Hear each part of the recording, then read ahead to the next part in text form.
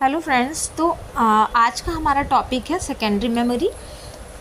Secondary के देखिए नाम से ही पता चल रहा है कि दूसरी मेमोरी।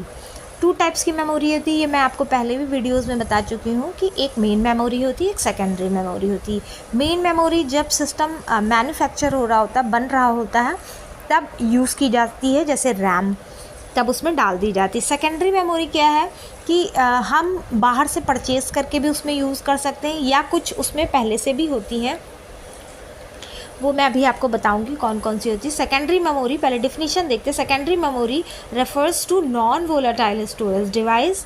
तो सेकेंडरी मेमोरी है वो नॉन वोलाटाइल नेचर की है, नॉन वोलाटाइल, जिसको इरेज ना किया जा सके।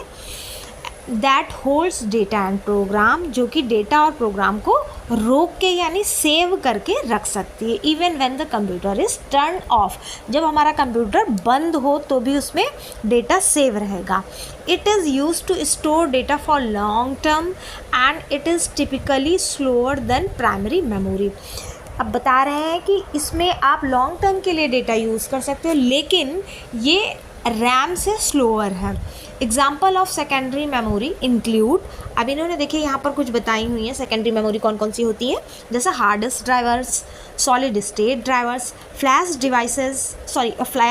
Drives, magnetic tape, optical storage devices, CD, DVD, blue rays, external hard drives. तो इसमें क्या होता है कि ये सारी आप अलग से लगा सकते हो। अगर हार्ड डिस्क ख़राब हो गई है तो आप नई खरीद के और उसमें सिस्टम में आप लगा सकते हो, तो उससे कोई फ़र्क, सिस्टम पर कोई फ़र्क नहीं पड़ेगा, आपके डेटा पे फ़र्क पड़ेगा, क्योंकि पुराने वाले में जो डेटा सेव है वो वैनिश हो जाएगा या यूज़फुल ना रहे, लेकिन आप न्यू हार्ड डिस्क लगा सकते हो, तो उससे आपके सिस्टम पर आपका जो मॉनिटर है या आपका जो CPU है उस पर कोई फ़र्क नहीं पड़ना है।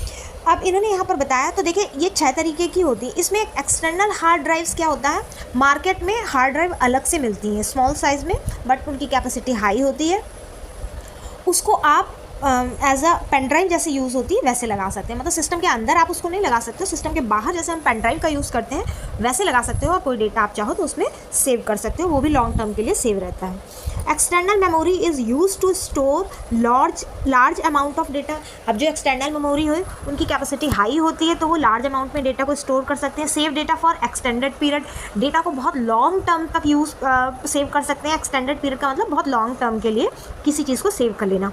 ट्रांसफ़र डेटा बिटवीन कंप्यूटर, अब सपोज़ हमारी किसी भी हार्ड ड्राइव्स में, एक्सटर्नल हार्ड ड्राइव में मेरा कुछ पर्सनल डेटा पड़ा है, मैं उसको सिस्टम में लाना चाह रही हूँ, तो आप उसको आराम से अपने सिस्टम में ट्रांसफ़र कर सकते हो। रन प्रोग्राम्स मतलब execute programs and operating system, it means load करना, तो आप प्रोग्राम एग्जीक्यूट होंगे और वो दोबारा से लोड हो सकते हैं सेकेंडरी मेमोरी में। तो आई होप आपको ये समझ में आया होगा कि सेकेंडरी मेमोरी क्या होती है। Thank you.